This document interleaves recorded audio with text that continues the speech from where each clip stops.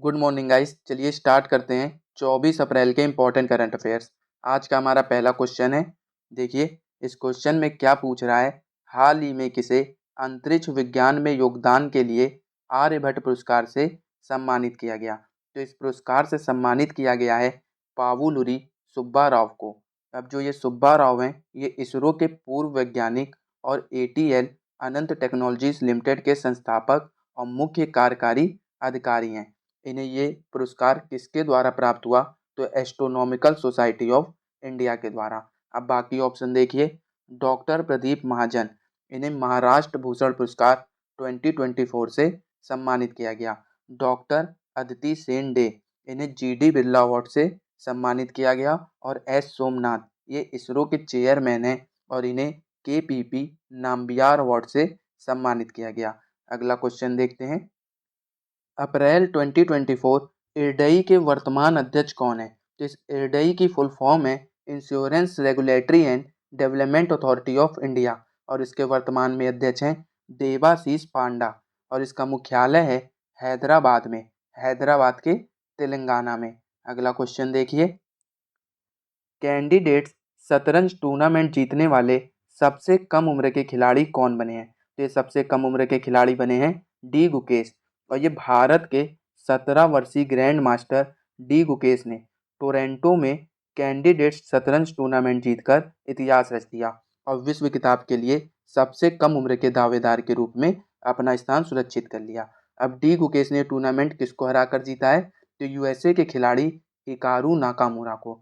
और डी गुकेश ये दूसरे भारतीय हैं ये टूर्नामेंट जीतने वाले। इससे पहले जो पहले भारतीय बने थे आनंद विश्वनाथन, जिन्होंने ये टूर्नामेंट जीता था। अगला क्वेश्चन देखते हैं। किस देश में पहला हिंदी रेडियो प्रसारण शुरू किया गया जिससे उस देश और भारत के बीच संबंध और मजबूत हुए। तो ये पहला हिंदी रेडियो प्रसारण शुरू किया गया है कुवैत में। कुवैत स्थित भारतीय दूतावास ने हिंदी रेडियो प्रसारण शुरू करने की घोषणा की, जो कुवैत में पहली बार प्रसारित होने वाला ऐसा कार्यक्रम है जिसका प्रसारण 21 अप्रैल 2024 से प्रत्येक रविवार को रात 8:30 से 9 बजे तक कुवैत रेडियो FM 93.3 और AM 96.3 पर किया जाएगा। अगला क्वेश्चन देखिए। हाल ही में भारत में सिट्रोन का ब्रांड एम्बेसडर किसे बनाया गया। सिट्रोन ये एक फ्रांसीसी कार निर्माता कंपनी है जिसका ब्रांड एम्बेसडर महेंद्र सिंह धोनी जी को बनाया गया है। देखिए भारतीय क्रिकेट के दिग्गज खिलाड़ी महेंद्र सिंह धोनी को भारत में फ्रांसीसी कार निर्माता कंपनी सिट्रोन का ब्रांड एम्बेसडर नियुक्त किया गया है। अगला क्वेश्चन देखिए। हाल ही में विश्व रचनात्मक और नवाचार दिवस कब मनाया गया। 21 अप्रैल को विश्व रचनात्मक और नवाचार दिवस मनाया गया। तो इस क्वेश्चन का ऑप्शन सी सही है, 21 अप्रैल। अगला क्वेश्चन देखिए। 2024 world press photo of the year पुरस्कार किसने जीता है। तो इस पुरस्कार को जीता है मोहम्मद सलीम ने। अब ये फोटो देखिए, मोहम्मद सलीम ने ये फोटो पिछले साल 17 अक्टूबर को क्लिक की थी और सलीम की इस तस्वीर में एक महिला अपने 6 साल की भतीजी के शव को गोद में लिए हुए थी, जो गाजा में इजरायली हवाई हमले में मारी गई थी। तो इस फोटो के लिए मोहम्मद सलीम को world press photo of the year पुरस्कार मिला है। तो इस क्वेश्चन का ऑप्शन सी सही है, मोहम्मद सलीम। अगला क्वेश्चन देखिए। हाल ही में कौन 4 दिन वर्क वीक वाला एशिया का पहला देश बनेगा। तो ये 4 दिन काम करने वाला हफ्ते में एशिया का पहला देश बनेगा सिंगापुर। अब देखिए सिंगापुर से रियल टाइम प्रेषण के लिए प्रमुख UPI ऐप्स सक्षम हुए हैं। भारतीय मूल के थर्मन षणमुगरत्नम ने सिंगापुर के राष्ट्रपति चुनाव के लिए अहता प्राप्त की। सिंगापुर के चांगी हवाई अड्डे को विश्व के सर्वश्रेष्ठ हवाई अड्डे का खिताब मिला। UPI ने सिंगापुर के साथ मिलकर क्रॉस बॉर्डर कनेक्टिविटी लॉन्च किया है। अगला क्वेश्चन देखिए। चीन और पाकिस्तान के साथ सीमाओं पर हवाई खतरों से निपटने के लिए भारतीय सेना स्वदेशी रूप से अति लघु दूरी की वायु रक्षा प्रणाली विकसित करने में कितना रुपए निवेश कर रही है। तो देखिए भारतीय सेना इसमें 6800 करोड़ रुपए निवेश कर रही है। भारतीय सेना कंधे से दागे जाने वाली मिसाइलों की कमी को दूर करने के लिए स्वदेशी रूप से अति लघु दूरी वायु रक्षा प्रणाली विकसित करने के लिए 6800 करोड़ रुपए से अधिक का निवेश कर रही है। अगला क्वेश्चन देखते हैं। राजस्थान के किस जिले में पीएस स्पोर्ट्स एक्सीलेंस एरिना में स्थित राजस्थान रॉयल्स की पहली क्रिकेट अकादमी स्थित है? तो राजस्थान रॉयल्स ने पहली क्रिकेट अकादमी का उद्घाटन किया है कहाँ पर? जयपुर में। युवा क्रिकेट प्रतिभाओं को निखारने पर ध्यान देने वाली आईपीएल फ्रेंचाइजी राजस्थान रॉयल्स ने राजस्थान में अपनी पहली क्रिकेट अकादमी का उद्घाटन किया, और राजस्थान में कहाँ पर? जयपुर में। अगला क्वेश्चन देखिए। लसिथ मलिंगा का रिकॉर्ड तोड़कर किसी एक आईपीएल टीम के लिए सर्वाधिक विकेट लेने वाले गेंदबाज कौन बने हैं? तो देखिए, किसी एक आईपीएल टीम के लिए सबसे अधिक विकेट लेने वाले गेंदबाज बने हैं सुनील नारायण। सुनील नारायण ने 169 मैचों में 172 विकेट लिए हैं। इससे पहले मलिंगा थे जिन्होंने 122 मैचों में 170 विकेट लिए थे। अगला क्वेश्चन देखते हैं। हाल ही में अमेरिकी प्रतिनिधि सभा ने सोशल मीडिया प्लेटफॉर्म के संबंध में कौन सा महत्वपूर्ण कानून पारित किया है? तो अमेरिकी प्रतिनिधि सभा ने सोशल मीडिया प्लेटफॉर्म के संबंध में चीन के साथ संबंधों को लेकर टिकटॉक पर प्रतिबंध लगाने वाला विधेयक कानून पारित किया है। तो इस क्वेश्चन का ऑप्शन सी सही है। अगला क्वेश्चन देखिए। अप्रैल 2024 में पूर्वी समुद्री तट पर भारतीय नौसेना द्वारा आयोजित सैन्य अभ्यास का नाम क्या है? तो इस सैन्य अभ्यास का नाम है व्यायाम ईस्टर्न वेव, और इस अभ्यास का उद्देश्य है समुद्री सुरक्षा चुनौतियों से निपटना, और यह पूर्वी नौसेना कमान के flag officer commanding in chief के परिचालन नियंत्रण में आयोजित किया गया था। इसमें जहाज़ों, पनडुब्बियों, विमानों और विशेष बलों की भागीदारी शामिल थी। अगला क्वेश्चन देखते हैं। अप्रैल 2024 में किस देश ने प्रथम रेनबो पर्यटन सम्मेलन की मेजबानी की है? तो इस प्रथम रेनबो पर्यटन सम्मेलन की मेजबानी की है नेपाल में, और इस सम्मेलन का उद्देश्य क्या है? नेपाल को एलजीबीटी अनुकूल पर्यटन स्थल के रूप में स्थापित करना।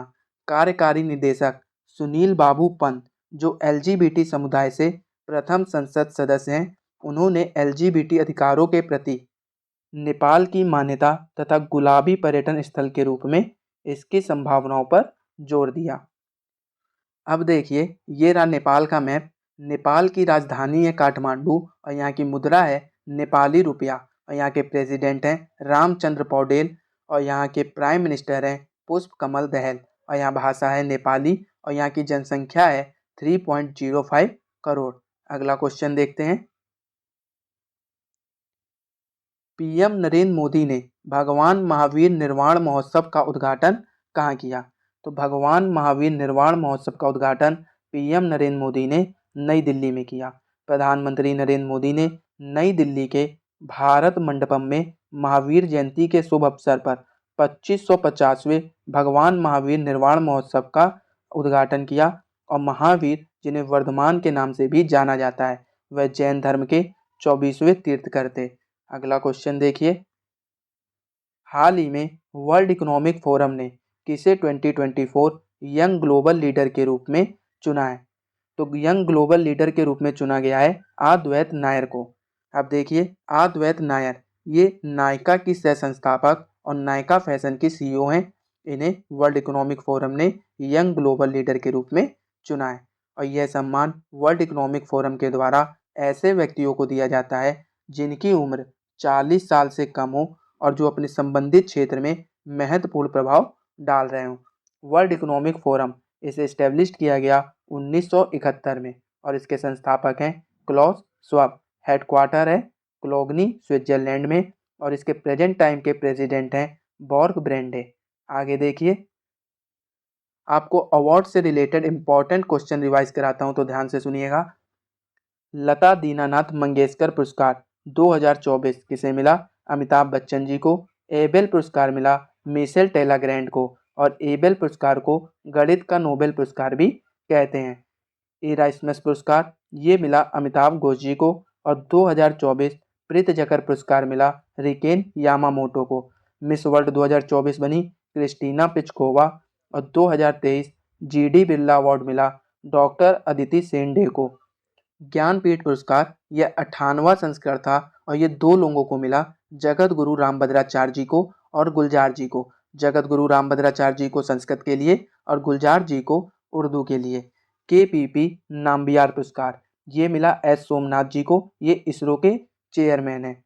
CK Naidu life time achievement award, ये मिला रवि शास्त्री और फारूक इंजीनियर को। असम वैभव सम्मान रंजन गोगोई, और 2023 का शस्त्र रामानुजन पुरस्कार मिला रुक्सियांग झांग को। MS स्वामीनाथन पुरस्कार मिला BR कम्बोज को। साहित्य अकादमी पुरस्कार मिला हिंदी में संजीव जी को, उनकी बुक मुझे पहचानों के लिए। और इंग्लिश का मिला साहित्य अकादमी पुरस्कार नीलम शरण गौड़ को, उनकी बुक रेक्यूम इन रागा जानकी। और 33वां व्यास सम्मान मिला पुष्पा भारती जी को, उनकी बुक यादें यादें और यादों के लिए।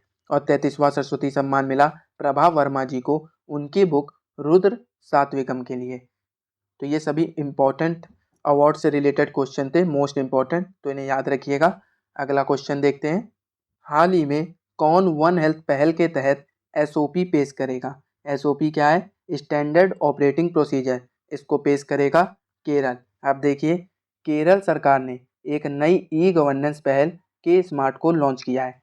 भारत की सबसे तेज सौर इलेक्ट्रिक नाव बाराकुडा केरल में लॉन्च की गई। केंद्रीय मंत्री नितिन गडकरी ने केरल में लग्जरी जहाज क्लासिक इंपीरियल का शुभारंभ किया। केरल में पारूमला पेरूनल उत्सव मनाया गया। और केरल धार्मिक पर्यटन को बढ़ावा देने के लिए बहुभाषी माइक्रोसॉफ्ट लॉन्च करेगा।